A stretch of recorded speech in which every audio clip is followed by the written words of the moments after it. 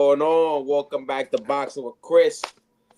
Got some guests in with me. I got the Boxing Maniac. Make sure you like, comment, and subscribe. I got my guy, Fight Night X Live, both from that Four Corners Boxing. So make sure you like, comment, and subscribe. It was a busy week of fights, busy week of media press. Tank Lamont Roach, one day in DC, one day here in New York, one day here in DC.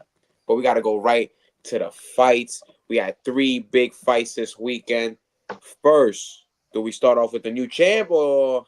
Yeah. Let's get Your Brooklyn. show, Let's get champ. Brooklyn. The champ. So we gotta big up the New York, and I'm ready to eat some crow. If anybody could get in here, because we both picked Liam Paro by decision. I'm not gonna lie. So Brooklyn, stand up, baby. New York, we back on the map, baby. Richardson Hitchins wins a split decision, which boxing again showed his head yesterday. What was that? What was that first call? 116, 112 Paro. 117, 111 for Paro. That is crazy. Get that ninja the fuck out of here. That's what that was. That's crazy, bro. That's 9 rounds to 3. They gave Paro 9 rounds. They only gave that judge was in the pocket, bottom line. Man. And it was an interesting fight. I look at it like this. Paro won the first 5 rounds. Not all, obviously, but 3-2 going into the 6th. The fight just completely took over.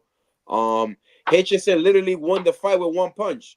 A straight right hand. Straight right hand. I don't even think 2 punches. The jab was crisp. I don't even think he went to the body in this fight. I don't even think he threw 10 punches to the body, if I'm not mistaken. I don't think anybody went to the body. Yeah. I mean, that's a good observation, right? When you look at the fight early on, Paro was controlling the fight. He was doing very good countering. He was coming over the jab of Hitchins. Hitchins was just a little too slow to the punch, right?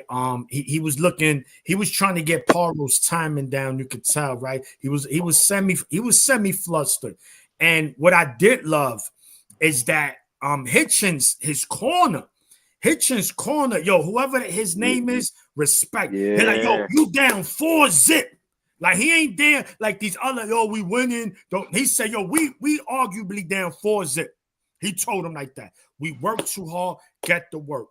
Soon as that 5th round started, this is when Hitchins started control with the jab, and then he'll come down Broadway, bang, with the right and that timing. Once he got Paro's timing down, it wasn't much he could do. And he could have never invade Hitchins' space. Hitchins did a good job in that distance. We see Shakur do it, right? He's a master of distance. And Hitchins showed that again, right? He's like a poor man Shakur, right? When you really look at it.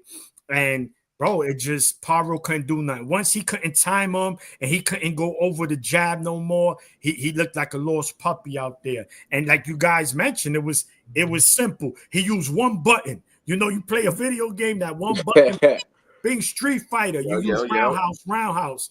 And he did it, man. And shout to Hitchins first. Shout to him because he was repping the banderas on his pants. So, he came up to the big pun in the beginning, then switched it to the Jay-Z, Alicia Keys, New York.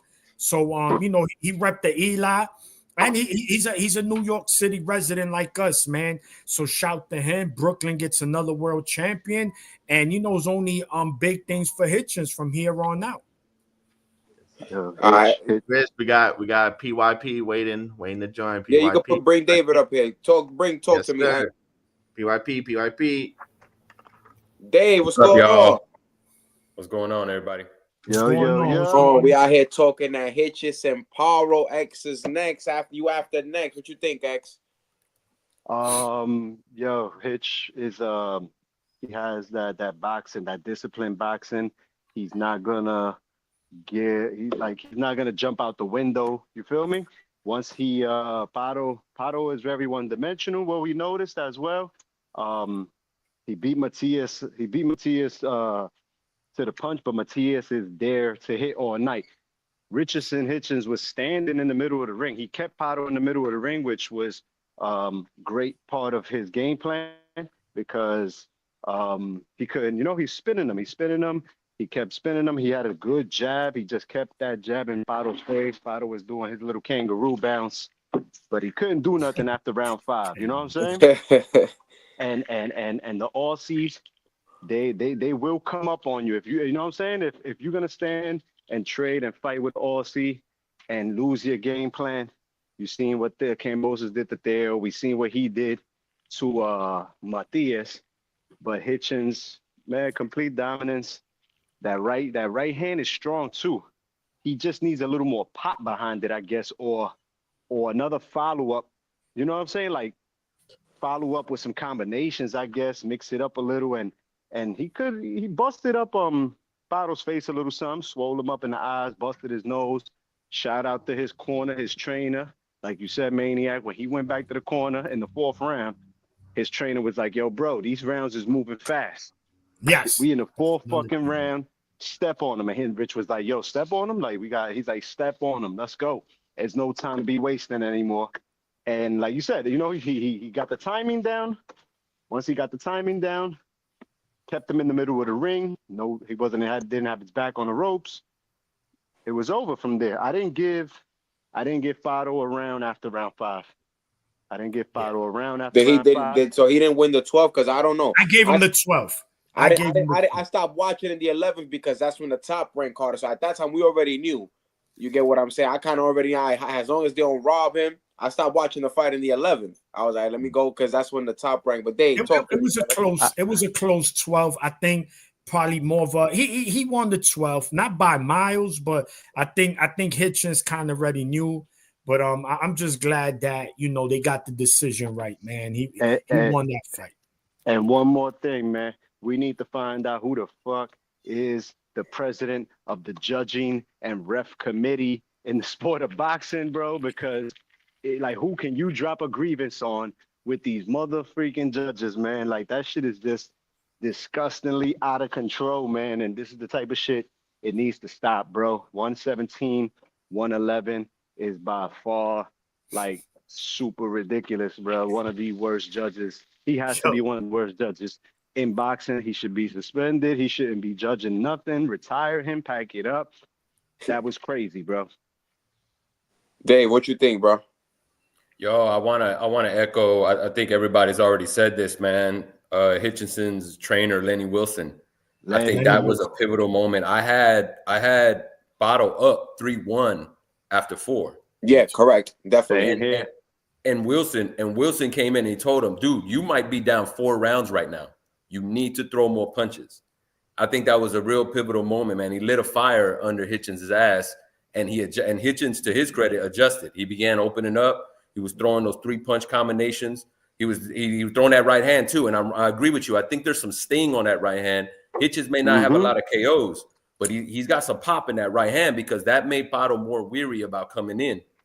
And Hitchins was even coming in with the left hook. He was cleaning up with the left hook at the end of that. Yeah. So he wasn't letting Paro back him up like he did in the earlier rounds. So he kept it in the middle of the ring, and Paro simply couldn't make any adjustments after that. Hitchins made the adjustment. Paro couldn't make an adjustment afterwards, and that's ultimately what won him the fight. And I want to echo that, man, about that. We got to say his name, bro. I think it's Nelson Vasquez. Nelson Vasquez was the one. Nelson Vasquez. We got to say that judge's name, bro. That's his name. Type Nelson Vasquez in the chat. Somebody find his address. We need a picture and a wanted posted on that shit. Yeah, that was bad, man. And but I got something already. That's what it is. I wanted to elaborate on something that the Maniac said with the corner. I kind of didn't like how he had more than one voice in the corner, though. Me and my boy watching it, I guess because, we come from the old school where, there's usually at best 2 voices at best, but it was like 4 voices. Like, he's in the corner like this, and there's this guy telling him this, and he's just like this. And Berlanga was in the crowd. He's been yelling at him, and he's actually sticking his ear out to see what he can. I don't know. That probably been one of the things to blame had he lost. Oh, he had too many voices in the corner. So I guess it's because it's being covered. No, but the main voice, that was the one that he paid attention to, because when he was told that at the end of the 4th round, he came out in that 5th round and he shook a little something, with Paro. You know what I'm saying? Let him know, yo, I'm here. Hold up, Ninja. You're not just gonna run through me. And that's when he bust Paro's nose open. And from there, that jab, you know, Paro with the little kangaroo bounce. And when he tried to jump in, bang, put him with 2 jabs in his face. Stop that, and then hit him with the right. And you mentioned some fighters, man, they when it comes to that, they thrive in that storm, right? If there's 3-4, they okay with that, right? Not saying it's the right thing, it's what's comfortable for you in that corner. Now, normally, traditionally, it's one guy talking, that's just your one trainer. I'm pretty sure going into the fight, they all got kind of a relationship. You know, is that something we're going to see moving forward when it comes to Hitchins? It remains to be seen, man. But regardless, the message got across to him. He made the adjustments. The fire was lit, and he came home victorious, man. So, you know, it's going to be interesting what he does next. Is he going to unify? That's what I was getting to next. All right. That's next. The call out. He calls out Teofimo Lopez. You know, we call it vacation and planning. He calls out an opponent. He picks out a location. You know, it's up to like, let's go. I gotta play. He says, you know, me and Tio unification at the Garden. What's next, man? Is he one of the dogs at 140? And for Liam Paro, was he a flash in the pan with a little bit of oil? Hey, y'all guys, go ahead. Y'all guys get in the kitchen. I'll go after. PYP, go ahead. Shit, man. I don't know, dude. Honestly, you look at the titles, right? Alberto Puello.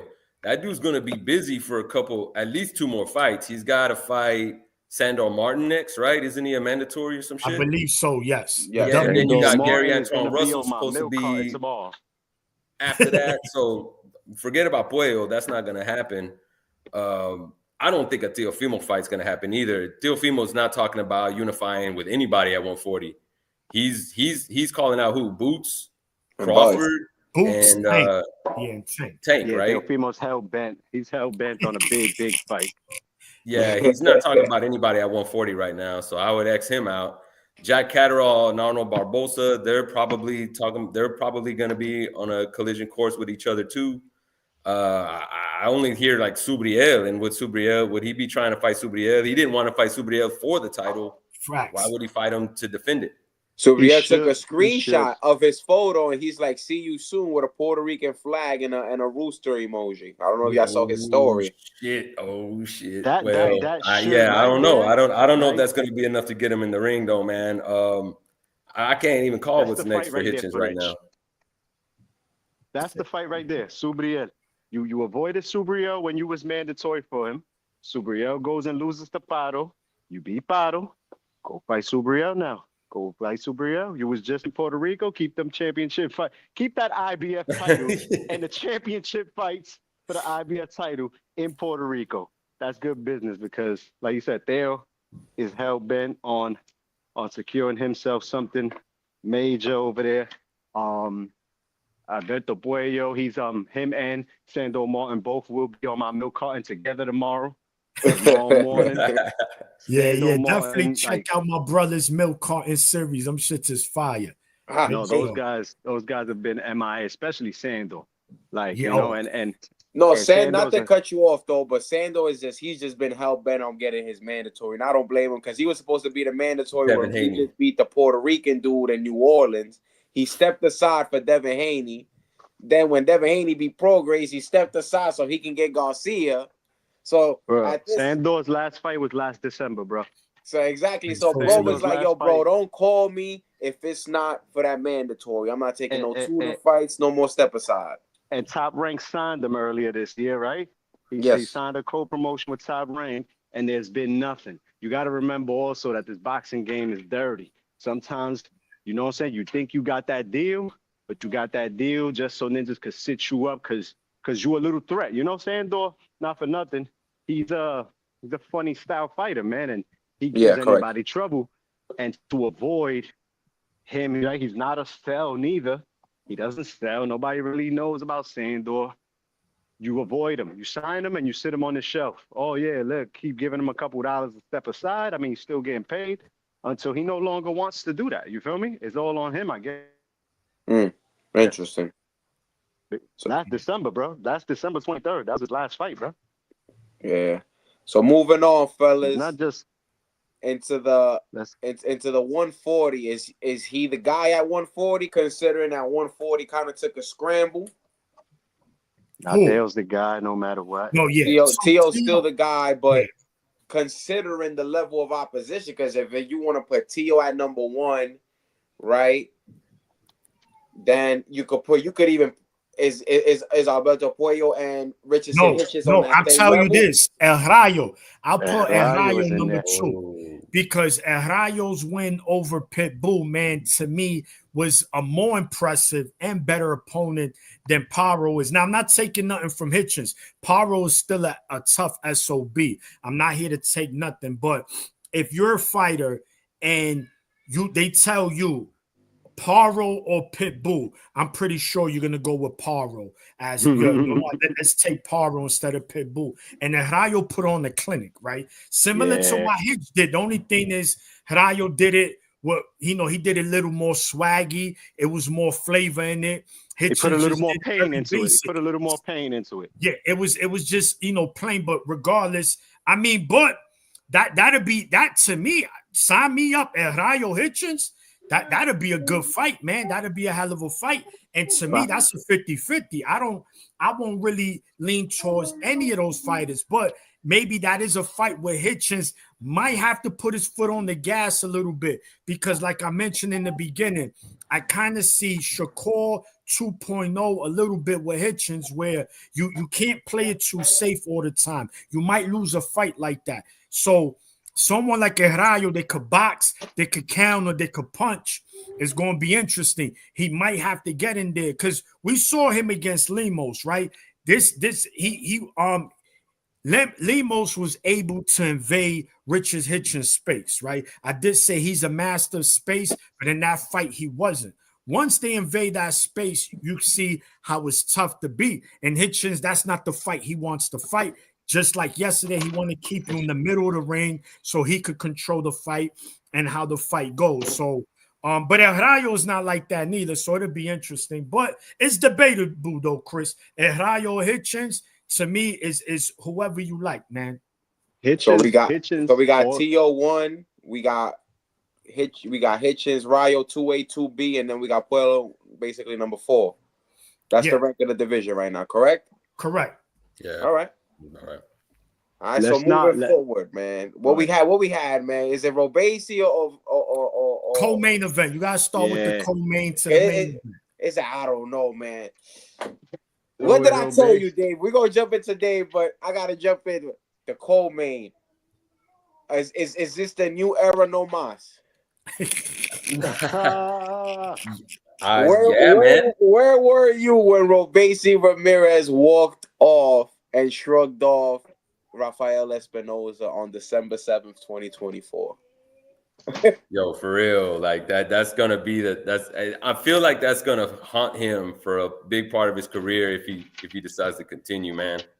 But look, dude, I'm not gonna be one to like kick Robesi when he's down, right? Him quitting it's a big deal, but I didn't like the way the ESPN announcers were dragging him through the mud, bro. Oh, like we make heroes out of guys that fight with broken bones and fight through life-changing injuries, but that shouldn't be the norm, dude. Like they talked about Izzy Vasquez, who lost one of his eyes boxing.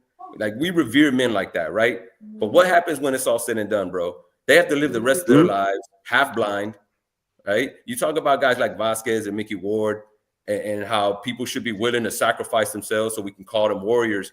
But when the people start cheering their names and the interviews stop and the public and the media all move on, those dudes got to live the rest of their lives impaired, bro. Like you shouldn't expect that from all boxers. It's still a sport. There you now, go. Some guys are willing to leave a piece of themselves in the ring for legacy, and that's cool. Like we got to respect that, but not everybody should have to. So I think it's a bit of a knee-jerk reaction to like I've been reading online. People are talking about, oh, his career is over. Like, nah, man, there are fighters How, Sway? How? I don't know. Yo, bro, that's what Tim Bradley said. Yeah. Tim Bradley was like, oh, his career on the big stage is over. Don't get me wrong. He might fight, but you'll never see him anything close to a main event or a co-main event fight. He'll be on the top of the prelims. Yo, Tim Bradley was going crazy. Yeah, that's nonsense, bro. Like, there have been other fighters who quit in boxing before, right? The example you used to begin with, like Roberto Duran. He quit. That's what they named the No Mas after, right? He went on to win titles and have good performances after that. And people still hold him in high regard. And the other one that comes to mind, like the big one, Vitaly Klitschko. Remember he fought Chris Bird? Yeah. And he hurt his shoulder and he quit. He quit on the stool. I remember Larry Merchant going in on him, bro. Larry Merchant went in on Vitaly Klitschko. But what did Klitschko do? He ended up winning the title again. He fought Lennox Lewis and had a real good performance. He refused to stop the fight when his eye looked like there was a vagina on his eyelid. And a fight that he was arguably winning. He didn't want to stop it. You know what I'm saying? So it's like, this is just, it's a knee-jerk reaction to say, oh, this dude's career's over. He's never going to be the same. Yeah, man. Listen, man. Look, you made a phenomenal point, my brother. You gotta give you a round of applause on that one, PY. Yeah, no, he cooked. So I agree a lot look, with that. this is what I would say. My brother X right here, we got a group chat, 4 corners. I'll be honest. I'm not gonna sit here and cap because that's not what I do. I was not happy that he quit, right? I wasn't. Right now, I get it. To each his own. I'm not in his shoes. I can't. Now, I say he quit, but I wasn't calling him a pussy. And he's dick. I didn't say that. No, I didn't say that because he got the receipts. He got the receipts. I was texting X. He could tell you. I wasn't calling him that. I just felt me, right? Again, but like PYP said, man, yo, it's true. You know, you can't. When you look at it, man, when it's all said and done, when the door closes and it's just you and your family and them checks ain't coming in, who's looking for you now? You understand? And now your family got to deal with that, your wife, you know, whoever, your kids. So it's true. To me, it would have been good. Again, this is just my opinion. At least maybe a round or 2 more. Just to say, let me see. I'm seeing fucking double. Let me just try to finish out that round. And then when he got to the corner, say, yo no puede ver. Yeah. Dile que yo no puede. Again, that's my opinion. So regardless of the fact, I did tell X this too. I'm not going to cap neither. I'm like, yo, then he should retire.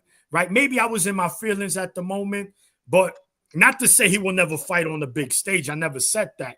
But I just say, damn, bro, like I seen dudes with broken jaws, like you was mentioning. We seen a lot of fighters, but again, every injury is different. Every fight is different. We can't compare every fighter to a fighter that went into there, right? Because if we do, dudes will probably literally die in there. So my thing on that fight was this. Robisi was looking good early. The first 3 rounds, those body shots, goodness gracious, he was looking good. But you start to see Espinoza work, right? Now he start to close the distance. He start to let his hands go. He start to hit Robisi. And remember, he was 144 pounds in there last night. They showed the weights, right? That dude was a welterweight at 126 last night. Fight of the night, 6'1". Dude was an anomaly, bro. Like, you don't see that. So I think, too, he was like, yo, this dude is just strong, man. This guy is big. He's strong. And you know what? This might be a easy way for me just to say, man, you know what? Before this get ugly, let me just call it. Again, that's just my opinion. But business decision. The difference between, obviously, not the big going back, but, you know, Roberto Duran, he was getting schooled the whole fucking fight, you know? Robesi was winning this fight. And what makes it kind of iffy is like he lands just a straight right hand and he just like, no. You get what I'm saying? Like, it was over after that. Like, but bro, his orbital bone was broken, bro. Like, that's pain, bro. That shit hurts. What was it officially? That's what I'm still waiting. No, that's that dude from Top Rank. Is there a montage? Had they made a montage? Because I heard there's a montage going out of all the times he took elbows and all that, but I haven't really seen anything. I haven't seen any. I caught a good one. I got it up on on my story mode and on YouTube, and I'm getting killed by everybody. They're like, yo, that shit didn't even land. That shit didn't even land. And I'm like, okay, it didn't land, but you can see the clear intention, bro. The clear intention. He threw a punch and he threw an elbow as clear as day, bro. Like that he was out there, reminded me of Katie Taylor against Amanda Serrano, straight headbutts, you know what I'm saying? With the elbows. Oh man, it's just like I don't know. It was surprising, man, and he's officially the boogeyman in the division. Like, he's the best fighter. It's between him and my guy Heartbreaker. I love you, Shoo, but I wouldn't. Heartbreaker hardly fights though too. No. That's another. I wouldn't put him. Shoo. Nah, what you mean? He's not milk carton. He just fought on the Canelo Munguia, and now he's on the Benavidez. He was on Canelo Munguia. Yeah, you see, that's how much you don't even see him. That I don't even. I follow him. That's my guy, Heartbreaker, man. So I tell you this, Espinosa's not a fighter that anyone's gonna really want to fight, man, because it just his style. Now people are gonna fight him, of course. I'm just saying, stylistically, he's gonna be a nightmare for any of these champions. You're gonna have to risk a lot to beat him, because there's no fighter in that division that has the boxing ability or the skill set where they could just, in and out, and just make them follow him. There's really no one at 126 that possess that. So in order to beat Espinosa, you're going to have to walk through fire. You're going to have to sit there and fight with him at times. And if you could survive that, then, you could win the fight. Not saying he's unbeatable at 126, but right now, I wouldn't favor no one at 126 to beat Espinosa.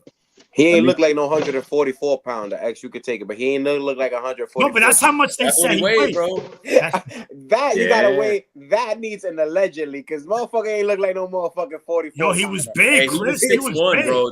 That's a lot of bone. You know what I'm saying? Fondoura don't look. He look like he's 110 soaking wet, but he's see, with Tim's on. Fondoura's like got that Wembenyama KD body. Yo, but let me tell you about this, man. Those elbows, I seen them. We need a montage. Yo, I got one for you. I looked at it this morning, man. I know it happened in round 5 with like 2 minutes left in the round. Espinosa threw a left jab, and it looked like he went up. It's hard to tell if it makes contact, but then he throws a right hand, and like the whole side of his arm slides on Robesi's face, bro. And then got it. No, look, go to that. You see a lump on his eyebrow.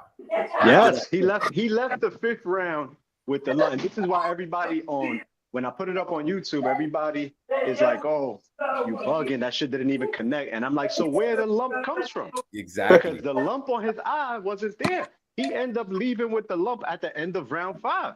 That's right. Go back to that. It's like 2 minutes and 20 seconds left in the round. Organized as much as I could so we could have but space. Then the classic. It was a fool, but I fucking put some boxes together. Sorry, guys.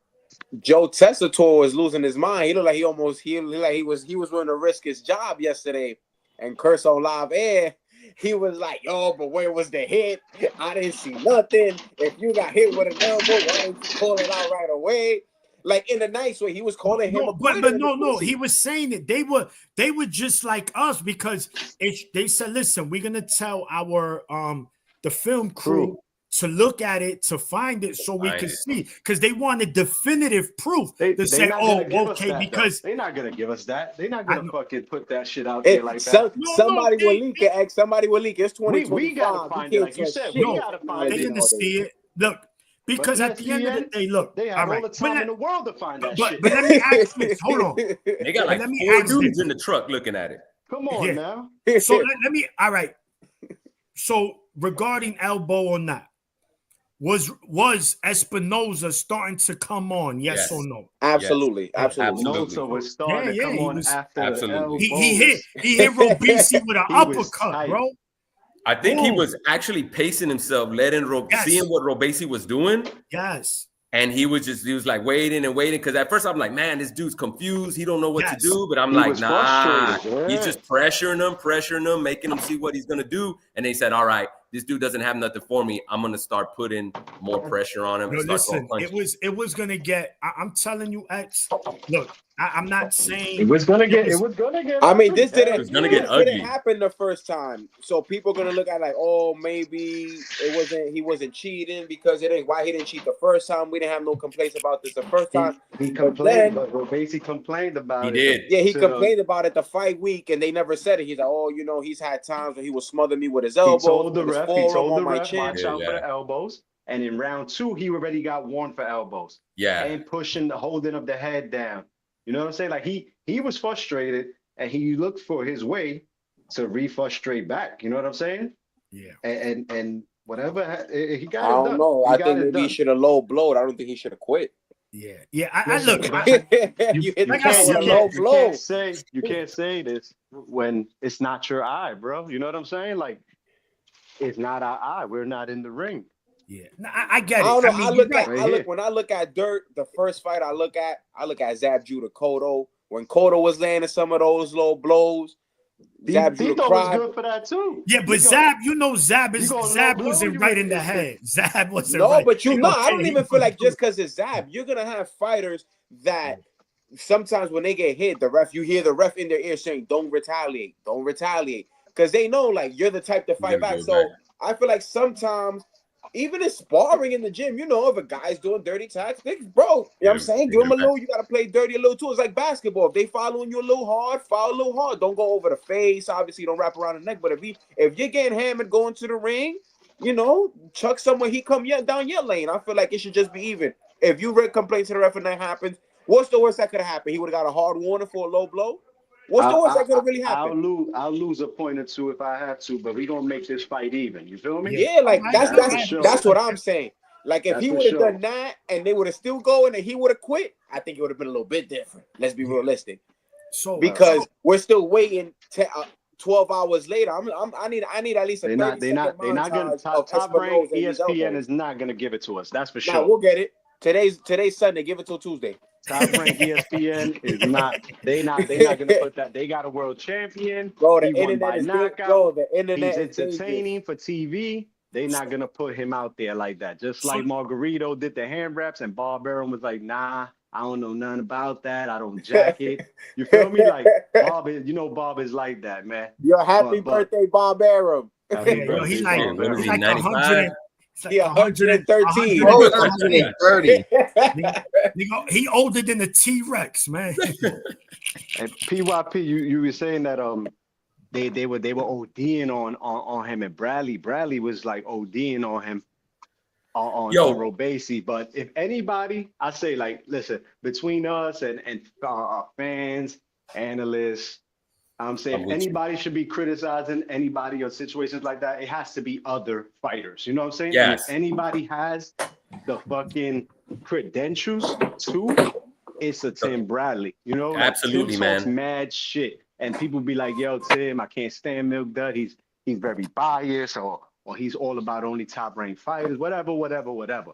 That man's credentials in the ring has the right to say whatever he wants to say." Because he fought with concussions. He's fought toe-to-toe. He had to close eye. Remember with the Argentinian dude, Diego Chavez? Yeah. That fight ended in a draw. Right. In a draw. Yeah. He had to close eye. He made people quit. He made Devin Alexander quit on some punk shit. That was some punk shit. You feel me? My eye, I can't see. He's screaming, bro, sweat in your eye. Calm down, bro. Yeah. Calm down, crap. I remember. Credit to Amanda Serrano and credit to everybody that has fought with closed eyes, broken eyes. But look at your man recently, Daniel Valdez. In the first fight with Navarrete. Yeah. No, you know what's funny? Look at Dubois, right? Same shit. Juggernaut broke his eye, right? And he quit. And look where he's at today. So all of that, I don't know if he's ever gonna be the same and blah, blah, blah.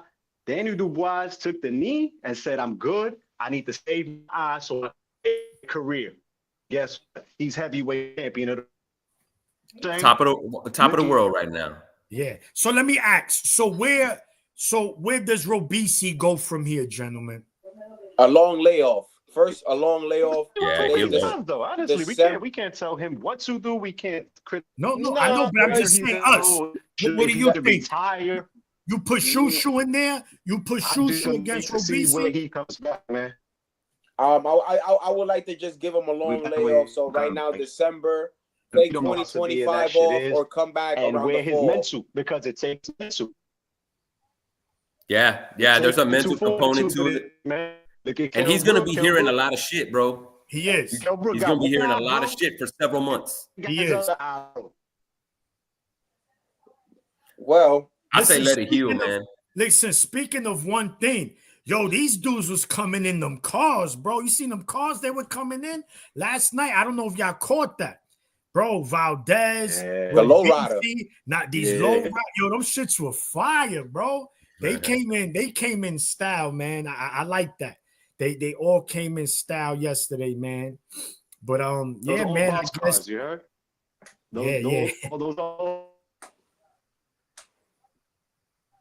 What happened next? Yeah, cut off. Yeah, you went into the Matrix. Yeah, you probably in the spot with the reception is bad, X. You come in and real chopped up. Yeah, you got to take the red pill, dog. Nah, but I feel like a long layoff is warranted at minimum until like the fall of at least next year. But then we gotta get in. How about the summer? That's like 6 months. It's like a half a year. January, February. We got 3.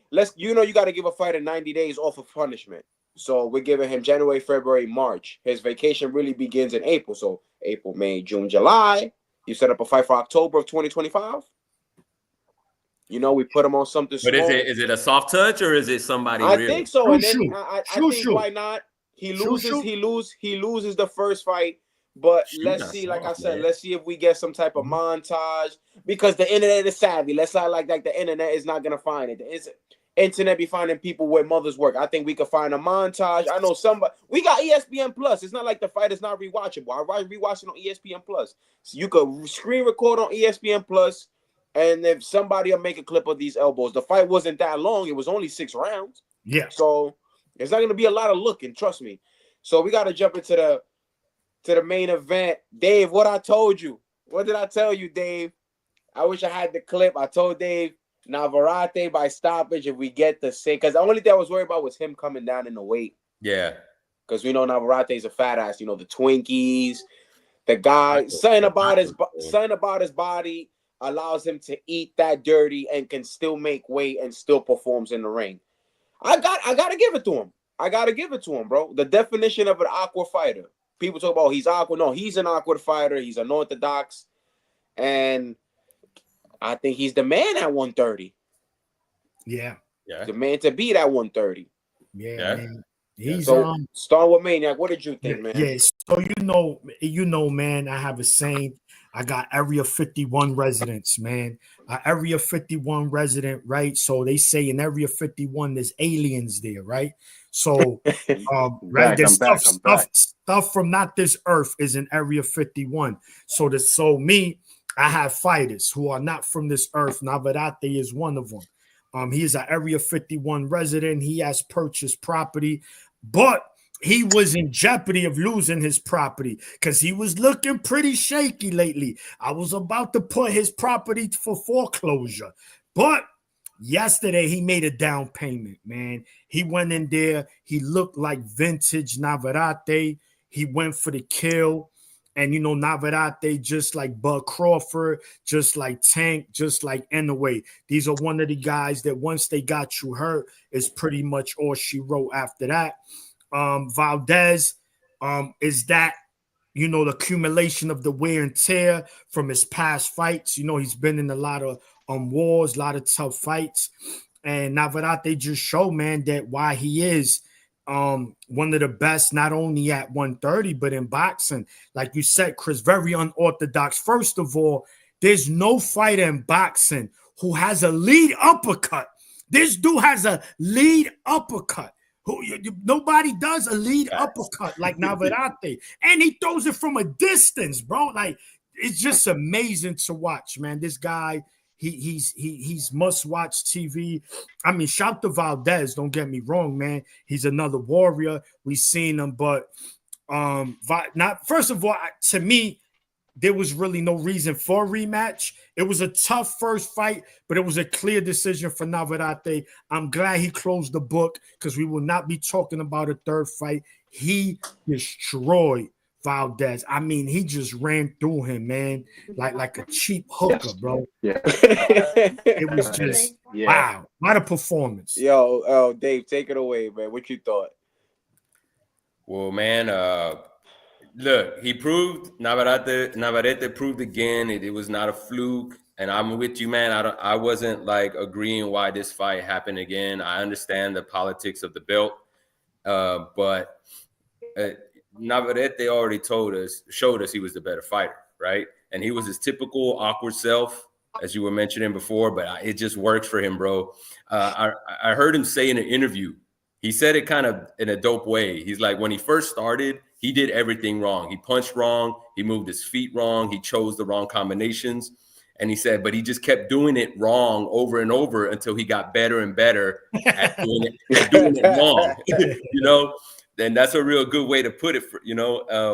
I don't know if this win tells us if Navarrete is the best fighter at 130, because we saw the same limitations from Valdez that we always do. He doesn't throw the jab. There's no body attack. There's no head movement.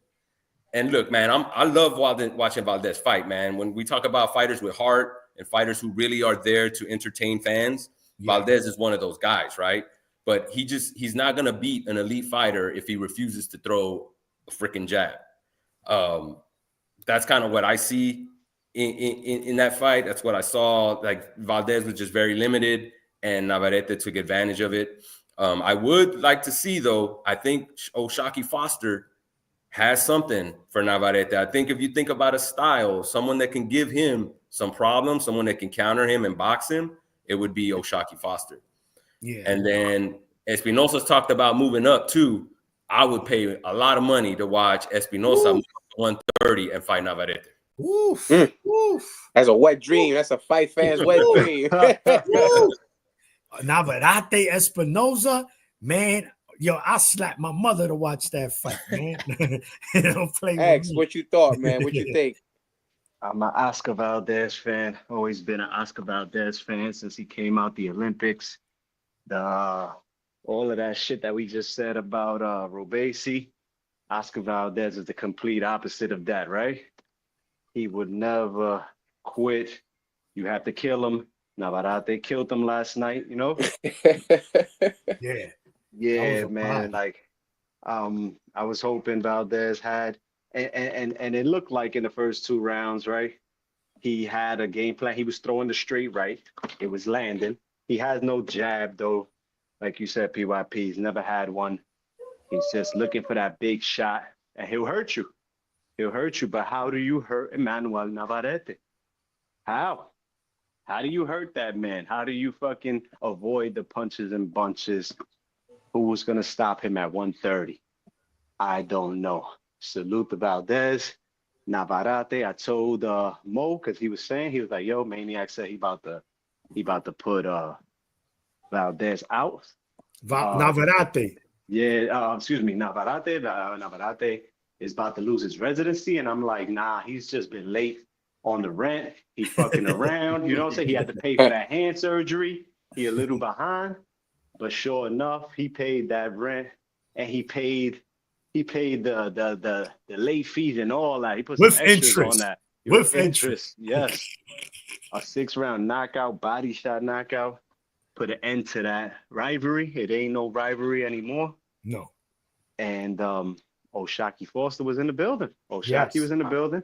He had a scout glasses on. Scout glasses on. He's watching. He was watching.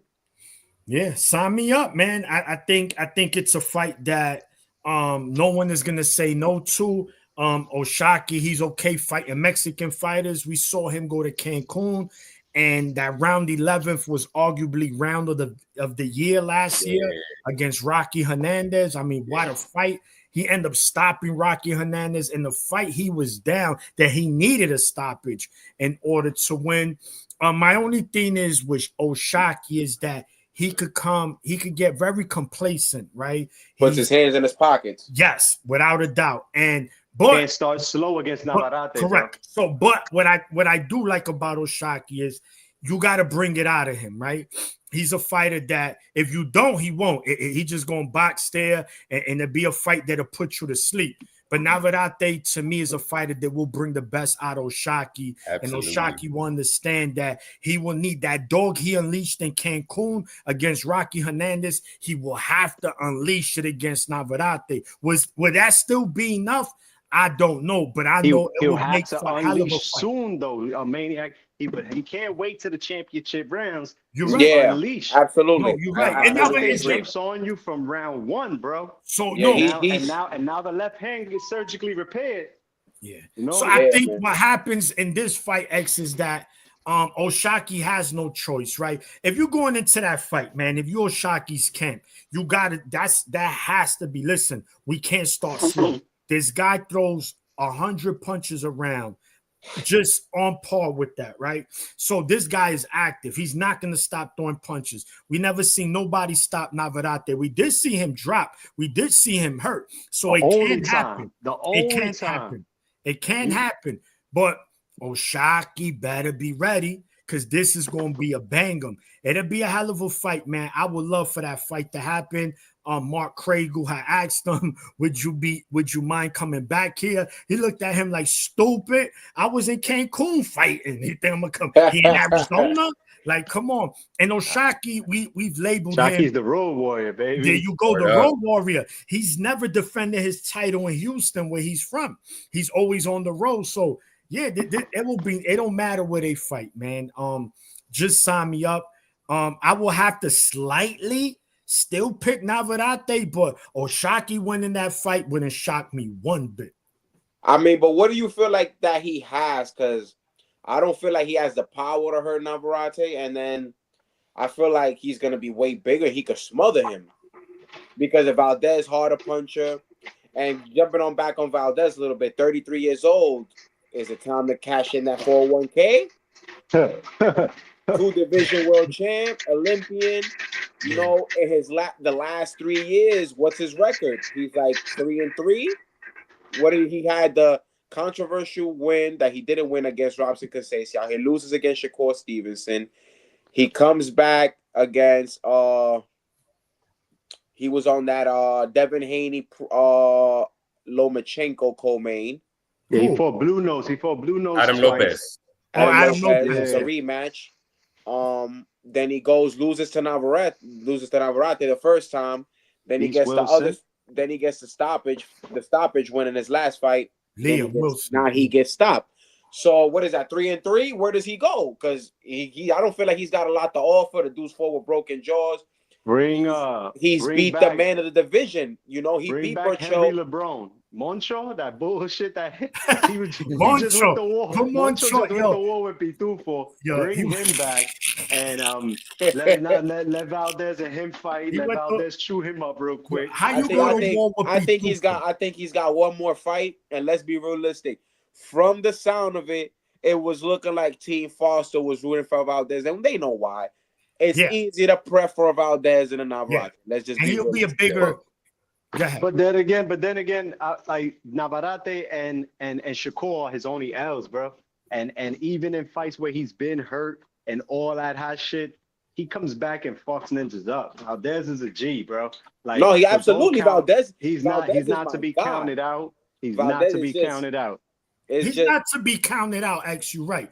I mean, because he'll come back and crack your fucking. I just feel like he's rode his course.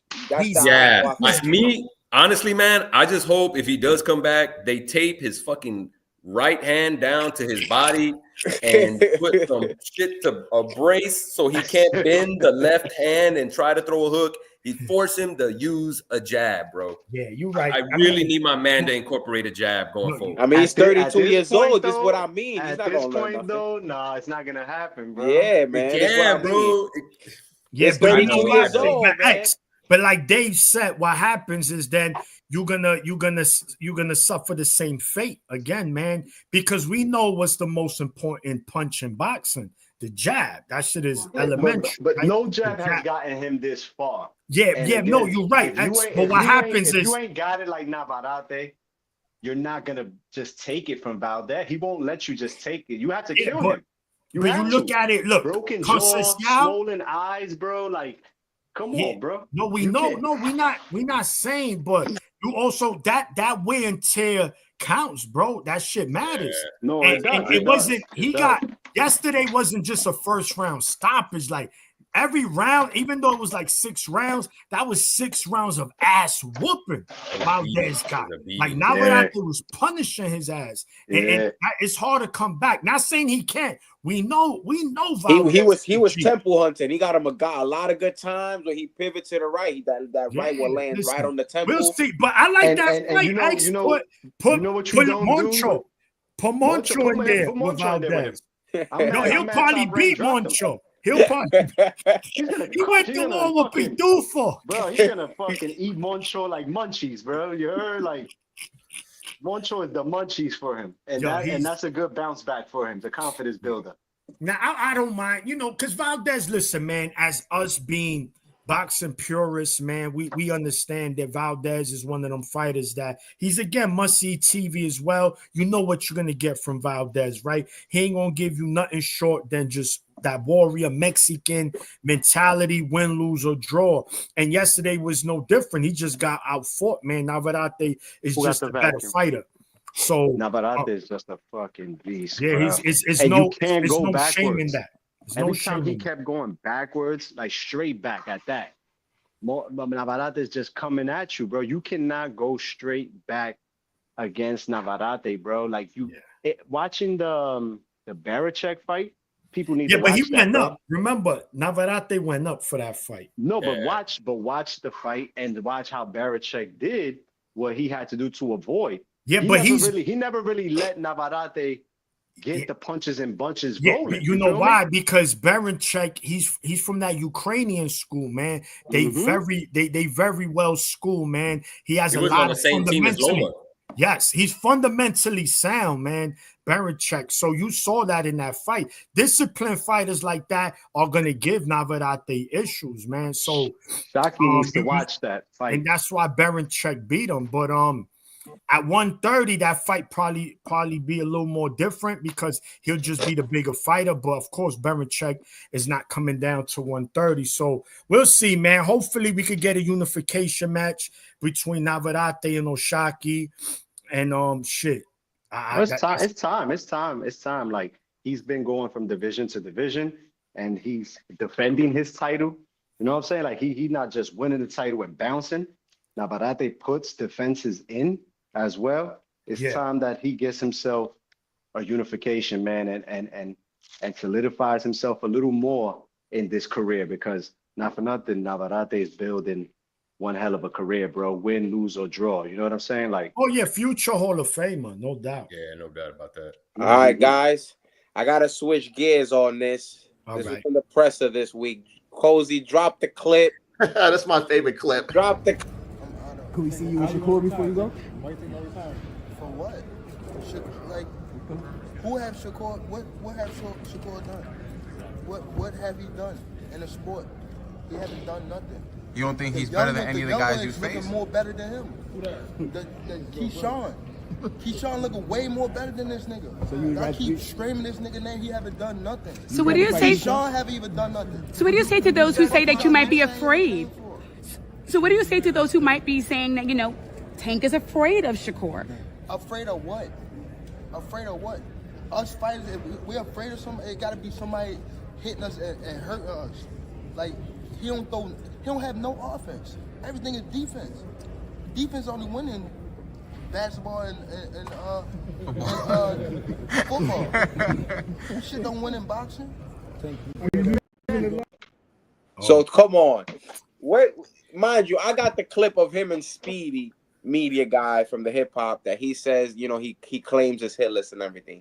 This was after the Ryan fight. Obviously, he's singing a new tune. Is there a way that this fight happens? Because I'm not gonna lie, I don't know if I'm being a little too gullible, but I'm kind of believing the Tank retirement. I think he's about to take a couple like $10 million, $7 million paydays, and he's going to skate off into the sunset. That boy ain't retiring.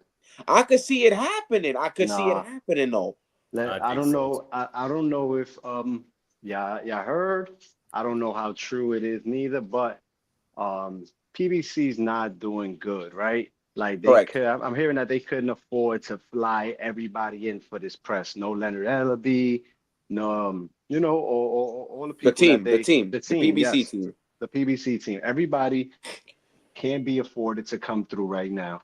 And word is that Tank he has to pay $3 million taxes. So he wanted to fight in December. He wanted this fight in December. So that way that's 2 fights in the year and he could pay these taxes, go into the new year clear. But he only got 1 fight this year, and that $3 million is coming out those taxes. You feel me? Correct. Out that fight check from the fight with Frank Martin, yes. The promo ain't it. You feel me? The setbacks. I'm hearing TBC just doesn't have the budget to really afford him neither right now. I heard he wanted about 15 mil for this fight. And they were like, dog, we don't got that for you, bro. You're not doing no 15 mil. You know what I'm saying? Now we spoke about this, and I want you to keep the floor on this one next. Talk to me about the things you've been hearing with the whole Al Heyman and the whole investor and the whole reinvention of the PBC that's being done on the fly. Heyman, we all know Heyman got the big bag when he broke the PBC in, and they were on NBC, ABC, Fox, ESPN, Spike TV. There wasn't a network that wasn't showing PBS. There wasn't a network that wasn't showing PBC fights, right? But then again, that money is gone. The investors are gone. Showtime is gone. Fox is gone. Like, they got this deal with Prime. Prime is not investing anything into production. All they doing is putting the fight on their stream. You know what I'm saying? And their stamp on it. And this is the problem that's going on at PBC. There's no money, supposedly, all this other hot shit. But Tank is tight. You feel me? Tank is tight. It's a messy game. And that's why he's talking all of this crybaby shit right now. Oh, I'm going to retire. I'm tired. So I want to do this. I want to do that, bro. Condo foreclosed, 3.6 in taxes. You only fought once this year. You still on this probation, parole, whatever it is. The judge lets you go certain places. You can't go here. You can't go there. Like, it's a lot. It's a lot. And he is the man in the media. He's in the middle of it all. You feel me? Like, it's tough, man. I mean, I could only imagine. I ain't got all these millions of dollars. We don't got the camera in our face every day. But if you listen to Mike Tyson's stories back in the day, it sounds like that's what Tank is going through a lot today too, man. Everybody's after you, man. Everybody's on your back. Everybody wants you to do this. Everybody wants you to do that. I'm sure he wants those big fights, but guess what? He goes by what Al says. Al says Lamont Roach. And then considering, he's been making the statements of, well, I've been boxing since I was 7. I'm tired of having to get up and leaving my family. He's sounding a little more mature in a way, but as now he's starting to, I feel like, get that distinct of the boxing. Like, he's starting to get more flack than he's ever gotten because people thought that after the Ryan fight, we should expect nothing but good after this. Was supposed to be your De La Hoya in terms of fame. Like, it shouldn't be nothing from shit going straight down and going up right now. But I feel like the Frank Martin was a slight trajectory. He goes up, he takes a piss stop because Frank Martin wasn't a champion, but he was a solid contender in experience. Yeah. I tell people, Frank Martin fighting Gervonta Davis is Shakur fighting Schofield. It's Canelo fighting Edgar Berlanga. You name it, one of the best guys in a weight class versus just a solid contender at best. Yeah. So, what you think, Dave? What you think, man? What you think is going on with the PBC? And is this the end of the PBC era as we know it? The era of them being a major promoter? Yeah, I think so, dude. I don't think they're going to be a big player for a while. They may stick around for another couple of years, but they're not. I mean, look, they did how many shows last year? Like 4 or 5? This year? Was it this year? 4 or 5 shows? Not a lot. What they had the Tim Tszyu, that was their only free show. They had Canelo Berlanga, Canelo Munguia. They had Tank Frank Martin. They had Tim Tszyu, the Tim Tszyu fight with Sebastian Fundora. Yeah. So that's what. Yeah, about 5 shows. 5 shows. So there was, and most of them were pay-per-views, bro. Yeah. So they're trying to use, except for the last Tim Tszyu. You're absolutely right. Yeah. Mm-hmm. Yeah. So I mean, they don't have a network that pays them budgeting or offers a budget for them to put on shows anymore. I mean, they're pretty much done, bro. It's a done deal. You look, a lot of PBC fighters are now doing fights on other promotional shows. Yeah. Like they're not, because Heyman can't put dates for them anymore. He's got no dates for anybody. I think it's pretty much a wrap as far as for them being a major player in the boxing scene. I kind of soured on them, man, because they had a whole bunch of fighters, bro, and they had the welterweight division on lock for years, and it took them so long to put those fights together. I just soured on them real quick years ago, and I saw what was going on, man. They were really just kind of protecting people and trying to blow people up and pad records, and I wasn't down for that, man. And that's like every promoter does that, right? I'm not trying to say PBC is the only one, but like they came in acting like they were going to be this new outfit is going to take over boxing. So I bought into it, and I really had high hopes, high expectations. And ultimately, man, they just kind of let me down, bro. I wasn't feeling any of the fights they were putting on. If you look at all those shows on Fox, there was another one. It was CBS. They had FS1, Fox Sports 1. Yeah. There was some other channel, man. It was like some rinky-dinky ass channel. They had BT. They went, that was Rock Nation. That was Rock Nation. No, Rock Nation. Andre Ward fought Sullivan on BT. Real talk. Yo, yeah, I remember that. I remember that too. Yeah, so but they had so many deals, bro, and they just all fell through. They didn't have one successful card on any of those platforms, man. I think the Earl Spence had one fight where they pulled out like 6 million viewers or some shit. That was after the Olympic game, like the men's Olympic basketball game. It was in the summer. I remember hearing about that. And, Earl Spence pulled in some views. Other than that, they didn't really have anything, man. But like a lot of the cards they put on Showtime, those were dope. Earl Spence fought at Coney Island that day. Yes, that was it. Bundu. Homeboy at Coney Island. I went to that fight. Yeah. I was in that little amphitheater. Nice. I went to go see that, man. So you're right. Pound for pound, their best. Danny Garcia was doing numbers for them. And Adrian Broner was doing numbers for them. But again, like AB man, is fighting John and Molina. It's also been in the rumor mill. Well, it's not in the rumor mill, but it's basically confirmed that ESPN will not be renewing its contract with Top Rank. Yeah. And this also goes to X, because X is one of those guys. He breaks it down, the behind the scenes. X, what does ESPN not renewing Top Rank for boxing after 57 years? ESPN, longer than Showtime. What happens now? Where does Top Rank go from this? We know that Bob Arum is just the face of Top Rank, that your boy's the one in charge. So talk to me, X. What happens to Top? Bob is not fully in control anymore, what I'm hearing also. Bob is not really in control of it anymore.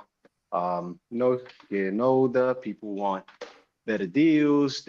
Top Rank is known for not paying the fighters, right? Like they get you to the top, they'll build you up great, but they don't pay. ESPN is probably the only place where we're watching free fights. You know what I'm saying? On regular cable television. Yeah, that's left, right? And Queensberry, who has a co-promotion with Top Rank and ESPN, has been showing all of their European cards over here on ESPN and ESPN Plus, and they just signed a new deal with DAZN for 2025. And I mean, where else is there to go but DAZN, who has just about everybody, you know?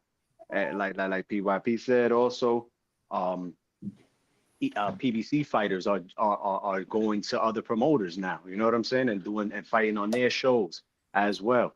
I see everybody on the zone eventually. And it took a few years. Remember, it was called Dead Zone when they first started. You know, 10 years ago, 12 years ago now. But guess what? They got just about everybody over there. They putting on the biggest fights over there. ESPN's out after July. And I heard there's only like 12 shows 14 shows or something that they're giving from January to July. Top Rank, they're giving them like 12, 14 dates. They're gonna have to make the best of that. And you heard Teofimo yesterday. I don't know if y'all seen Teofimo. He was like, "Oh, I love ESPN. Thank you. You guys put me on." Blah blah blah. But I hear that they hate him. You know what I'm saying? Like they can't stand him. But Bob doesn't also mix it up neither. You know, he doesn't mix it up neither. He's also a hard ass for years. And he's held back a lot of great fights in boxing. When he had Manny Pacquiao, you know, like there was never no Pacquiao Broner before Broner became whack. Pacquiao Danny before Danny lost his step. Like those are all fights that we wanted and we didn't get. Pacquiao ended up finally getting Thurman out of all of them and Broner, but he went over to PBC by then. You know, I'm gonna miss ESPN. I hope that they could renegotiate something. I don't know if Bob could end up on Prime. I don't know if Bob could end up on Netflix. I don't know. But remember, PBC was the ones who got the deal first. PBC got the first deal with ESPN. We saw Santa Cruz and Mares part 1 on it, I think it was. And a few Collazo and Thurman and a few other bullshit fights. But Top Rank ended up taking over and for the past couple years, we've been watching them. Yeah. Oh. What you think? Who's next, man? What y'all think, man? So look, man, you know, both X and David, you know, make excellent points. I mean, regarding PBC, it just seems like they the rowdy neighbor. They get kicked out every building they move into. It seems like, you know, like they good people, you know, like, yo, y'all good people, but y'all just rowdy, bro. So they be stealing the money, never paying the rent, maniac. Yeah, they not paying and they leaving. So, you know, they just, it's Al Heyman. We know he's very business savvy, one of the best in the business, right? So he'll probably find a way, but there's a possibility, man, he might say, yo, I'm done with this, you know, because, you know, after a while as a businessman, you can only but take so many losses before you say, look, man, enough is enough. The zone, like X said, I think that's going to be the place. I think Top Rank, they'll come get a slot. PBC, come get a slot. We already see Golden Boys on the zone, Queensberry's on the zone, of course, Matchroom, because part owner is the promoter of Matchroom, which we know is Hearn. So look, that's what we want. And I hope it happens. And the reason why I hope it happens, because now that would kind of force these guys to work more. Now, we know we got the Turkey Al-Sheikh. He's been doing everything in his power, coming out of his pocket, losing money just to make exciting fights. But now we get everybody under one umbrella where it's like, yo, you have to fight each other. Trust me, business will only get better. Gentlemen, if you're telling me for that Tank card right now that's going to happen in March, right? We know what's going to happen. But now on the co-main event, you get a great fight. Or you had David Benavidez fighting David Morrell. And then, all right, maybe you get Tank Lamont Roach on the co-main event. And then you get another good 2 fights for the opener. That's going to sell, bro. You gotta go all in. Boxing, I wouldn't say he's been dead, but it's been limping for a long time. And this is the reason why, because we got promoters not willing to work with each other. The stubbornness, we see that with Bob Arum. We spoken to Ak, X, you know, who works for the zone. Yo, why they don't play? Why they don't fight? Oh, Eddie don't do business with Al. Why is that, gentlemen? Us 4 right here, we all businessmen. I don't care if I don't like you. If I can make money with you, we can make money legally. But that's the thing, maniac. Everybody wants the pot to themselves. Nobody wants to split the pot. But this boxing, is what. But look where boxing is at, though. Look where it's got the sport. Look where it's got the sport. Say it again. Look where it's got the sport at. No, We of hurting. course, Look, of course, ESPN. but- And I told people this. I said, listen, yes, boxing is on ESPN, but guess what? If there's women high school water polo playing, they're not gonna take off water polo to go to boxing. You gotta wait. All the fight is on ESPN. It has to be. It has to be the fight. It has to be the If fight. They're that- not gonna if stop that. They They're not don't gonna care, stop that bro. to watch Luis ESPN Collazo fight Keith Thurman, bro. ESPN doesn't care for boxing. They already they good. So boxing, they just doing boxing a favor. Boxing is not doing them a favor. Correct. Right? So, I feel like that's what they it. don't put on Maniac the hit it fights, right bro. on the head. I feel like that's where it's at. And then considering that they don't got those Pacquiaos, those Crawfords, I think it's yeah, that's another reason why Top Rank is getting dropped over there, because all their stars are gone. They building a bunch of new kids right now. They just like boot camp for boxing. I lie at this point. They boot camp for boxing. Yeah, because all of Bob's stars are co-promotions. And this is why I see him ending up on the zone. In a way, he doesn't promote in a way 100%. He's co-promoting him in the US with a Honda, Quito Honda, whatever his name is, Fury. He's co-promoting him with Frank Warren. You know what I'm saying? Like, all of his main stars are for better. I feel like they do this for the big fight, because we just seen Shakur share the ring with De Los Santos, a PBC fighter. Like, Bob will send that type of fighter over. Yeah, that's what I'm saying. It depends on the magnitude. Over John Molina for Terrence Crawford to beat the shit out of him on HBO. Yeah, let's not forget that we also had 2-3 years ago, we had Sean Porter and Terrence Crawford. That was the end of Sean Porter's contract with PBC. So it's like you'll get one of those once in a blue for the most part, but if the fight is a magnitude base and it's gonna create buzz, I don't feel like we'll get it. And I feel like right now maybe Top Rank is gonna go the moment ESPN washes their hands with Top Rank. It's gonna be rough for at least 6 years. Maybe even more. Unless, let me ask because you guys it's not like I kind of look at it almost kind of like boxing. Like, yes, all your stars left, but we left you with a star player on the rise. What are you leaving with? Like, but let me ask this. We saw, and again, I'm just putting it out there. Does Netflix get involved based on the numbers they saw with Jake Paul? Now, of course, all their numbers are not going to look like that. But do they say, you know what?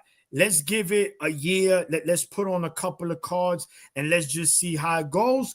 Or that was we only gonna do big cards only. Yeah, it has to be. It has to be that. To me, with Netflix, if you're not giving us the fight, we're not gonna waste our time. Right. Because who can fucking do that? Who can replicate that right now? Like, who could come close to what Jake and Tyson, Amanda and Katie just did on Netflix? And they showed PBC fighters love and Top Rank fighters love. Like, they brought everybody on board. And I'm guessing they did that just to show ninjas, like, look what happens when we all come together. You feel me? Yeah, I like what you said, X. MVP promoted the shit, but hey, bring everybody on board. Look what we can do.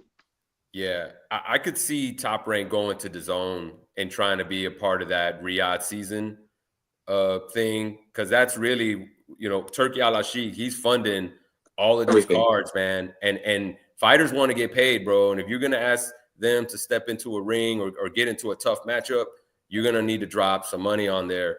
And I think that's going to be the smart move. I mean, that's going to be legit. They'll have a home where they can still continue to put on, their development shows. But then their big name fighters, like, they could start doing Top Rank versus Golden Boy, right? You can have like they did with Queensberry and Matchroom.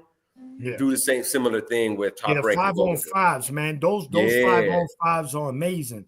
They good for boxing too, because it does give you bragging rights, right? It's like, listen, see my ride. Remember Queensberry? They shut out Matchroom. I did not see that coming. Me neither, right? bro. That was crazy. So well, Eddie, he just been taking L's left and right, man. It's been bad for him. But look, man, It's boxing is not in a great place. Let's call it like it is. Again, boxing is not gonna die. I hear, well, boxing is gonna no, and never. Like the great Larry Merchant once said, boxing is sport. You can't destroy it and you can't save it, right? So it is what it is.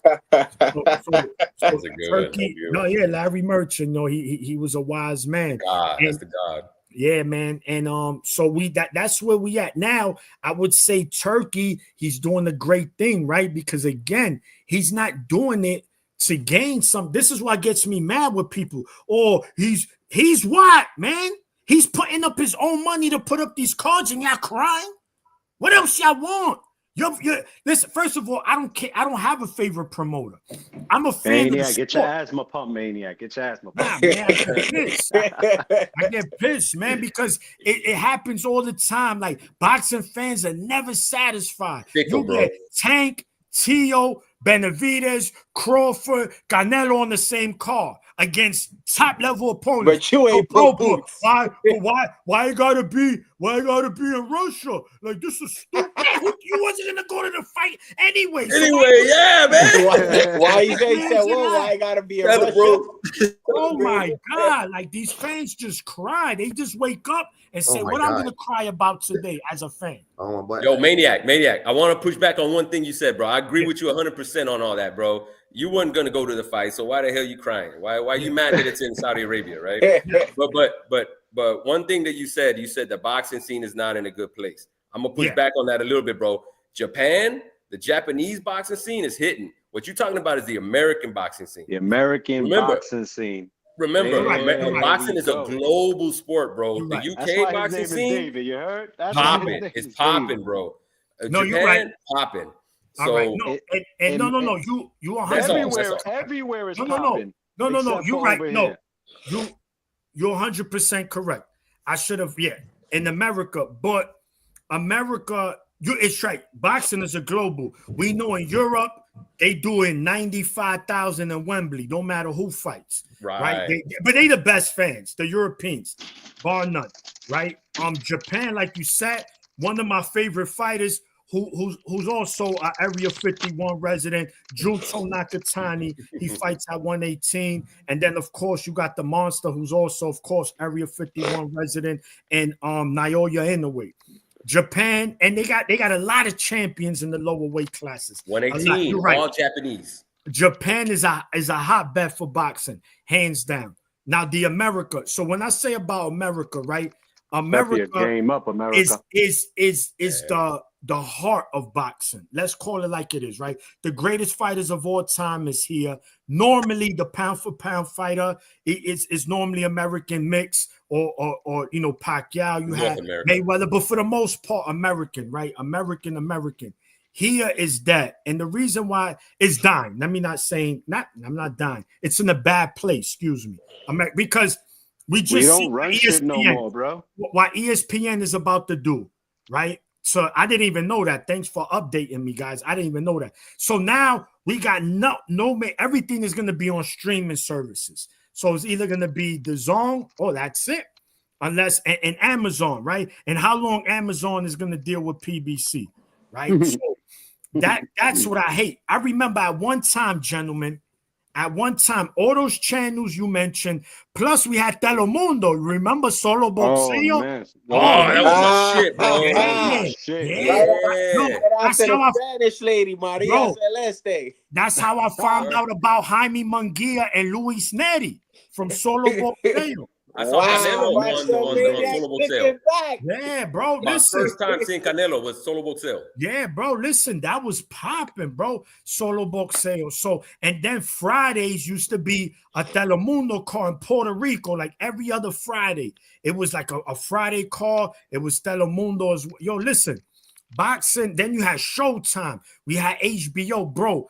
Boxing. The Americans had it.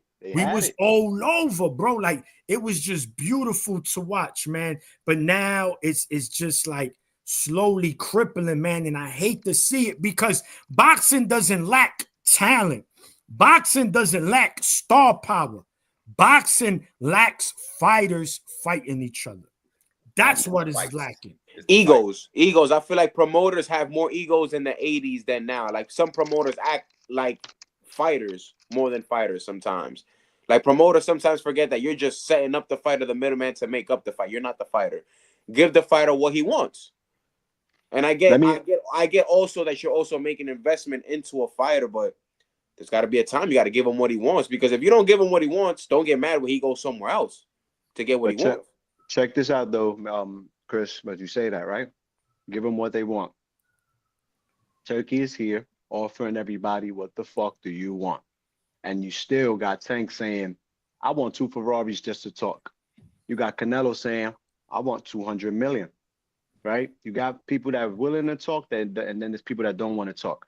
How about boxing gets on their fucking bullshit and be like, oh no, okay, never mind, moving on. There are too many fighters, bro. There's more fighters than promoters, and there's more money than fighters. Next. I feel like we move on, bro. If we can't get Tank and Theo, Copy heard you, right? Theo, who's next? Like, who's next for whoever doesn't want to fight? Copy heard you. Bring the next one up, and guess what? Every time we talking about, oh, this guy's fighting Steve Claggett. Who the fuck is that guy? And next thing you know, Steve Claggett comes and knocks this ninja out, and he's the next big thing. In the last 3-4 years in boxing, a lot of these fucking, I don't know who the hell that guy is, are somebody's in boxing all of a sudden, bro. Yeah. They've been coming through, pulling off upsets, and they've been getting paid, and they down to fight whoever. Why looks like that's his body, that whole referee. One, 2, 3, 4. But I got some hope. I feel like boxing's gonna take like a real big dip. Like I think maybe we'll look like mid 230s. Like the late 2020s was bad. Yo, and Turkey is losing money and all this other shit. They saying, he's not making money. Hey, yo, not to cut you off. I love you, Turkey Al-Sheikh, but stop putting these hour performances before the fight. I'm sorry. Us from New York, we just want to see these fights. It was 115 and Tank and Crawford Madrimov ain't start yet. That was bad. This is why I love this is why I love when the fights are in Saudi Arabia, because it's 5:30, smoking a joint, eating some wings, and I can watch the fight, and I can still go out maybe at 8-9 o'clock. You get what I'm saying? Because you're putting on these Super Bowl performances, and it's 2 o'clock in the morning. The main event ain't start yet. It was 1:30. I'm falling asleep on the couch. My boy was like, "Yo, bro, fight started." I'm like, nah. It's over. You get what I'm saying? Other than that. Shout out to Turkey Al-Sheikh.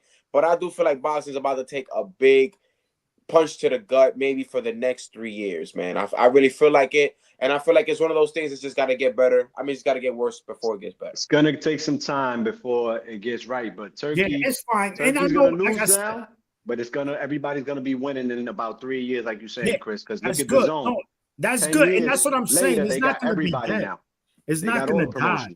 I got hope though, man. I got some hope because there's this younger generation that's coming up, like the Ryan Garcias, the Haney. Well, I think Haney and Garcia, they at least tried, right? They tried to make fights with people, but the Teofimos, the Tank. You remember how they were trying to do the 4 Kings shit? They were trying to make it seem like they were the new 4 Kings. Yeah, that didn't really come out. That didn't really happen. That didn't really happen. But then you got like Floyd Schofield, right? Homeboy's trying to shoot his shot. He's 22. He's already trying to fight. You're always gonna have that. You got some good apples, and you got some Abdullah Mason. Abdullah Mason's another dog. He looks like he's ready for some shit. Keyshawn Davis too. They look like there's some dogs, man. So I got some hope for some of the American fighters, the newer generation that's coming up. I think those guys, they're not gonna buy into this Floyd Mayweather era of calculated risks. Trying to I don't know, man. I see a lot of guys. I think they're gonna go for the smoke. I feel like that Floyd blueprint is gonna be copied, because we gotta see multiple attempts with failure. Once you see multiple guys have done it. We haven't really seen guys right now are in the stage of trying. So let's really see where that goes. But besides that, does boxing turn into UFC in terms of under one umbrella, maybe by 2030? Boxing needs to turn into UFC because losses don't mean shit. In Yes, UFC, exactly. you lose, I don't care. You on the next Fans- card as the Yes. co-main event. If you win, you back in title contention. Yes. Floyd Schofield, shout out to him for fighting Shakur right now. Like, come on, you're fucking 20-something years old.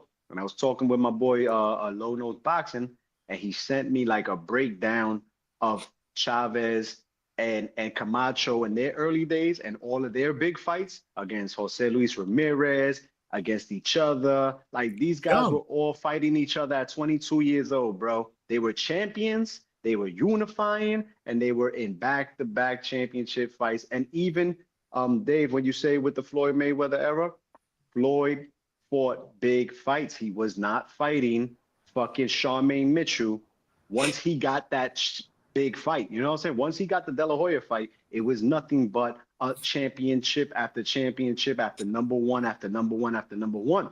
So I understand that Floyd did kind of fuck it up with that shit, but he also put it on the line every time to keep his O. You know what I'm saying? I want to be clear. Pretty Boy Floyd was all good. Floyd. It was money made. Yeah. Money Mayweather was but Money May the one who came up with the plan. He was still in the big fights. He was fighting Cotto. He was fighting but I mean, Cotto was already knocked out by then, bro. He was already pretty damaged. He was. It was a good fight. It was a good fight. That doesn't mean that you can't win. Look it up. Daniel Dubois, broken eyes. Listen, I lost to Usyk in another championship fight. Comes back like you can win the championship at any given night, bro. When Floyd tried to be great at 154, the best fighter when he fought Canelo was Adislandi Lara. He was considered the number one fighter at junior middleweight. Why Floyd didn't fight him and risk it against Lara? I don't know. My only pick with Floyd, I've always felt as great as he was, he's fought the same style, cement feet, come forward type of fight. Yeah, listen, everybody was the same kind of style. It's calculated. That nigga Floyd, he fought everybody. He fought blacks. He fought Spanish. He fought Europeans. He fought Russians. He fought every nation. And that's why America was number one, because no matter what nation came around, he beat them all. And when Andre Ward took over the number one spot, America was number one. He fought every nation. Yeah, but he Floyd, fought the Brits. He fought the Russians. The only fighter.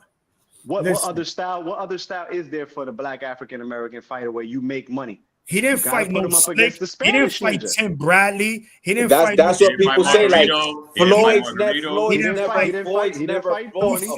Mosley at 135. I mean, he fought. Mosley was always ahead of him, though. Mosley and Oscar were always weight classes above him. He fought already. Listen, it doesn't take nothing the greatness away from Floyd. He's still great. I'm not taking that from him. You can't. The dude was a great fighter, but the money made was calculated, similar to what Chris said. Because why he didn't fight a Lara at 154? Oh, because nobody know him. You Floyd, everybody's gonna buy your car. But nobody knew who Maidana was. But he'd rather fight a young and experienced men defeat Canelo.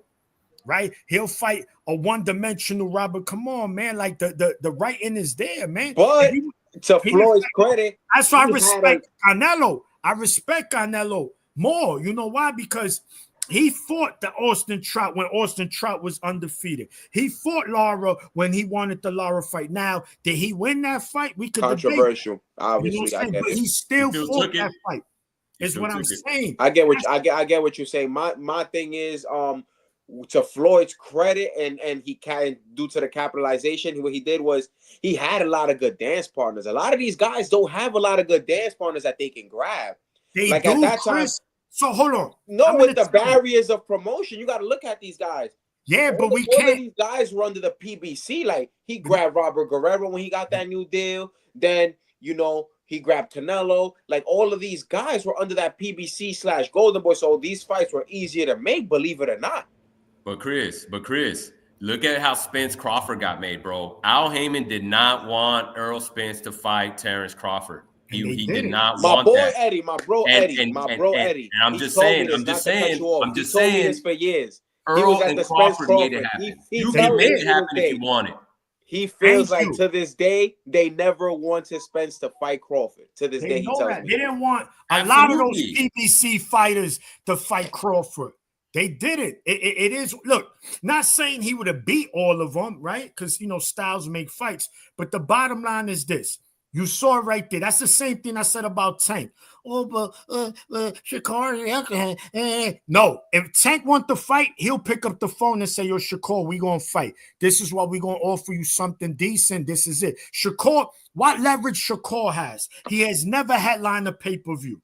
Right? So he can't talk about numbers. He got to pretty much take whatever Team Tank gives him. If he wants to fight, he can make it. Let's stop crying about promoters and all that. No, fighters want it to happen, they happen. That's the excuse. Everybody want big paydays for the least risk possible. This is what boxing's been for a long time. There's a couple of fighters here and there that take solid risk here and there. See, like a fighter like Benavidez, he don't give a fuck. He'll fight anybody. Those are the fighters I like. Benavidez ain't care. He ain't ducking nobody. Oh, fight Morrell. I bet you he won't fight Morrell. Why he don't fight Morrell? So now he's gonna fight Morrell. He beats Morrell, he's going to fight the winner of Bevo Better Beef, because that's the next thing they're going to say. Well, he beat an inexperienced Morrell. Let me see him fight Bevo Better Beef. And that's what I just told Jose. I had Jose on the show, I think, Thursday.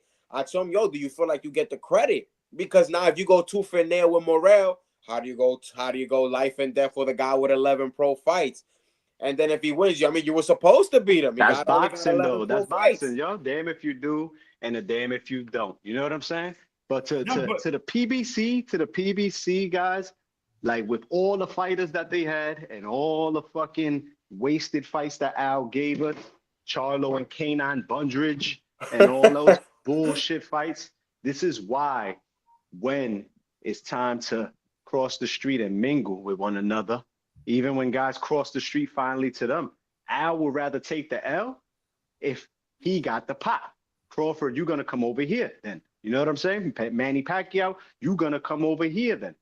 Deontay Wilder and Fury, they had no choice but to. Fury went to Showtime for the first one. You know what I'm saying? Like those guys didn't win any of the big fights, bro. When they had to mingle against the next best fighter from another organized, another promotion. You're going to hurt some feelings, X. Calm down. Calm down. Tank is the only one thus far, and he had to drain Ryan to catch do so, bro. And drain him. Yeah. And he's the only one holding that down. And Benavidez, I'm sure, could hold it down as well, because he's about it. He's not with the shits. Win, lose, or draw, son is gonna give it up. You know? Yeah. But Crawford beat the shit out of this guy. Wilder lost. Cool Boy Steph lost. Sean Porter lost. Like real talk. Real talk. PBC is not really. They build it up nice. They build it up nice by having. And Scooter got cooked by anyway. Cool boy got cooked. Chill, can we stop saying that, man? My boy got his ass kicked. I still live with that, man. No, I picked him. I picked him too. Bro. That shit stings, man. That Scooter, my guy. I picked him too. And I love Scooter, not to go off topic, but I think my boy Heartbreaker stop him. Well, let's see. They fighting in a couple rematch. I'm picking Heartbreaker to stop him. I love you. I love you. I love you, CBS. Yeah, they just going like 12 the news again. channel. I love CBS. Like, huh? They going 12 again. You think so? I don't know. He's going 12 again. He's a little bit more risky, and he wants to go in the pocket. And people, like I just told Wahid, this is his fourth fight at 126. This is only gonna be Cool Boy's second. Heartbreaker's been out for a minute, right? No, he was on the Canelo Munguia. That's like his only fight in 2 years, I think. Yeah. Bro. Like, and another thing with Heartbreaker that favors Cool Boy and why they go 12 and it's another banger is because Heartbreaker smothers himself a lot. You know what I'm saying? Like if he can't catch, if you ain't open like that, he smothers you on the inside a lot. And Cool Boy, he knows how to sit on the ropes and he knows how to fight, bro. Like, I don't know. I don't see nobody getting stopped. Heartbreaker might get this one back, but they gonna shake. This has Fight of the Year written all over it. The first one did. This one ain't gonna be no different. Really good, yeah. Cool Boy. That's the thing. Heartbreaker smothers himself. He gets drunk. He's always getting locked up. He got like 10. He got more arrests than fights in the last 3 years. My boy getting locked up, being drunk in bar fights all the time, like lately, bro. No? Yeah, Yeah, they wilding down in South Texas, man. Yo, y'all got Fight Night X fixed up, man. He said, listen, put that camera on me. I like that guy. I like Heartbreak. I like Scooter. Good fight. Again, though, like that's the best y'all could do. Also, you know what I'm saying? Like 10 years later, you know what I'm saying? Like when was the first fight? That was the same night. 2021. That was the same night Kambosos beat Teofimo. Kambosos beat Teofimo, or Haney beat Teofimo? I mean, or Haney beat Kambosos?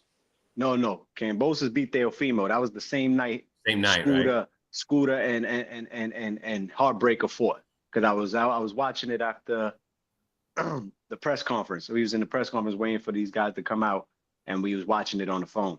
But that shit is years later. And Ray Vargas is supposed to be champ in recess now. So now they fighting for another vacant. That's another thing with boxing, with this vacant shit. Nobody beats the champ anymore.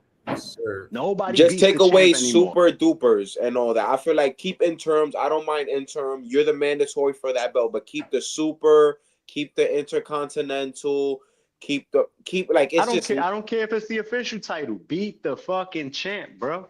Stop fucking fighting for the vacant titles. Oh, I'm a 4-division champion. You won 4 vacant titles, bro. You ain't never beat the champ of the division. Benavidez. So what do you consider David Benavidez and Tank Davis? Because they call Tank Division a 5-time 3-division. Tank ain't got no 5-division nothing. He's a 2-division world champion, and one of the fights he actually beat the champion for. And this one he was emailed after Devin Haney vacated. Pedraza. We got no dubs on that one counts, bro. That one counts. Clarence, you off mute, my boy. Cruz. Yo. What up, fellas? What up, Clarence? Clarence, what it do? Tired as hell, but what's up, y'all? Chilling. You chime in. What you were saying, X? He beat Pedraza for the IBF here in Brooklyn. And he beat Leo Santa Cruz to regain to get the WBA when he went. Remember, he went up to 135 and fought Gamboa. No, Leo Santa Cruz moved up 2 weight classes during COVID. Let's not forget. But Leo Santa Cruz was the WBA 130-pound champion. He moved up to 130. He won the WBA title in a vacant fight as well. And then he defended it against Tank. Tank came back down to 130. And that was the last time we seen Tank at 130. That goes to your logic, though, what you were saying. Like, vacant titles don't make you a real champ. Real talk. Leo Santa Cruz he went up there with a paper title. You can't. But Leo, in a sense, let me give him a little leeway because he has put in the work. He's a 3-division champion. He's a 4-division champion. But in those 3 divisions, 118, 122, 126, he put the work in. He beat the champs.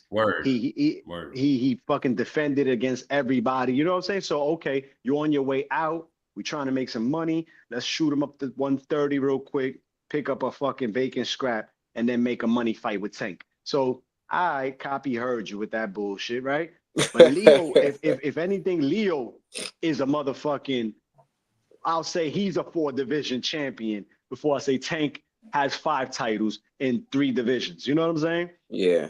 He don't. Barrios wasn't the official champ when you beat Barrios neither. He was the regular champ. Yeah, that's what I'm saying. Take away all that extra shit, and then they got but then that's another thing with Tank. Like I say, like a lot of people wanna say that some of his wins are aging like wine. Oh, but I'm like, I gotta tell people, he also put a rehydration clause on Barrios. Barrios just came out years later to say he didn't state it right away. He stated later, it was a rehydration clause. I'm just not the type of fighter to complain about something that I accepted, because I think that I did accept the rehydration clause. So it's just one of those things, man. We nitpick, and then you got with the whole David Morrell and the David Benavidez. There was a meme saying that they're fighting for the undisputed interim championship. So it's just disappointing, man. And y'all muted. The undisputed. Too many belts, bro. Too many belts. Undisputed. That's OD. That's OD. This is all Boxing with Chris' fault. If he was doing what he was supposed to be doing in boxing, none of this shit wouldn't happen. It's all your fault, Chris. What's going on? NDZ, Doug Zone. What's going on, my boy? How you feeling, man? I can't call it, man. We had some good fights last night, man. Good scraps. I was pretty damn impressed, man. Who was the fighter of the night for you, man? Oh shit! Fight of the night. I don't know, man. I was out of all the fights, I was more nervous watching Africa. Because I knew it wasn't going to be easy for him. I won't call that the fight of the night, but that was for me, that was my highlight. Just watching him. But I don't know, fight of the night. I don't know, man. I say I enjoy watching all of them. Now, homeboy, quitting. Everybody's making a big deal out of that. Listen, I can't call him a quitter.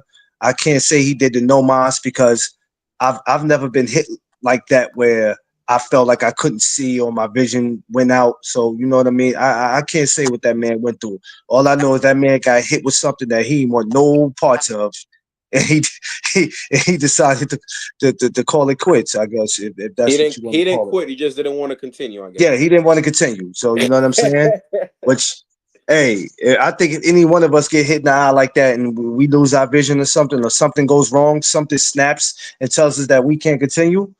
I mean, then respectfully, people can't really call us a quitter, man. You got to save your vision because people going blind, deaf, and dumb in this sport. Saying on that topic, it was quick before we log off. It was funny because Tim Bradley was like, "Oh, I think he just got his jaw broken," but then after, I guess when he found out that his jaw wasn't broken, that's when Timothy Bradley ripped him a new one. All his career is over. He will never see him competing at the big stage again. And we touched on this, but I want to get your put the input on pressure this. on ninjas. Yeah, what you thought about that, Clarence? What you thought about the Timothy Bradley bashing? Tim has to know when to talk and he has to know when to shut the fuck up. And I got respect for him, but dude, sometimes he do a little too much. I don't know if that tie around his neck is too damn tight, or he's trying to just impress Top Rank with the shit he be saying. But it's like you were a fighter once upon a time too. You understand what I'm saying? You should know what he went through. Your last fight that you had, everybody didn't agree with you, with your opponent, and but you still went in there and you hung in there and you did what you did. But I don't understand Tim. You know what I'm saying? He just be saying a lot of wild shit. I'm gonna be honest with you. When I'm watching Top Rank, I'm really not interested in hearing him speak. So I try to block out what he said. But that shit he said last night, and not just last night, in previous conversations, he done said a lot of wild shit. But I'd be like, you know what? That's Tim for you. And, I don't think that's going to change. He's just going to say what he feels, and it is what it is. But that shit was just, to me, it was crazy. It wasn't called for. Like I said earlier, if anybody could talk that shit, Tim talks mad shit. He puts the pressure on ninjas. He's right sometimes. He's overdoing it sometimes. But if anybody could talk that shit, it's him. Because yeah, Dave, he's good go, man. About it, I bro. appreciate your time, brother. Dave, yo, fellas, I gotta bounce out, man. It was good chopping it up with y'all. Anytime. I want to talk to you more about this, bro. I'll be doing the show Tuesday night, so we'll tap in Tuesday, fellas. I appreciate you guys for joining. Your time is always valuable. It's always appreciated here on Boxing with Chris. Make sure you subscribe to David PYP Boxing, Clarence at the No Duck Zone.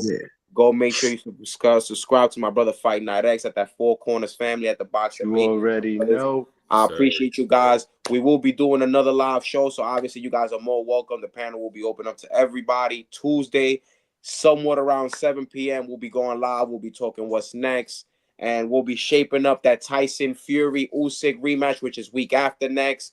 So fight fans, I'm gonna check you out on the next one. Make sure you keep like, comment, and subscribing. We'll be back again to talk that boxing again. I'm gonna be out. Appreciate y'all, fellas. Hey, peace out, y'all. All right, peace out. Peace.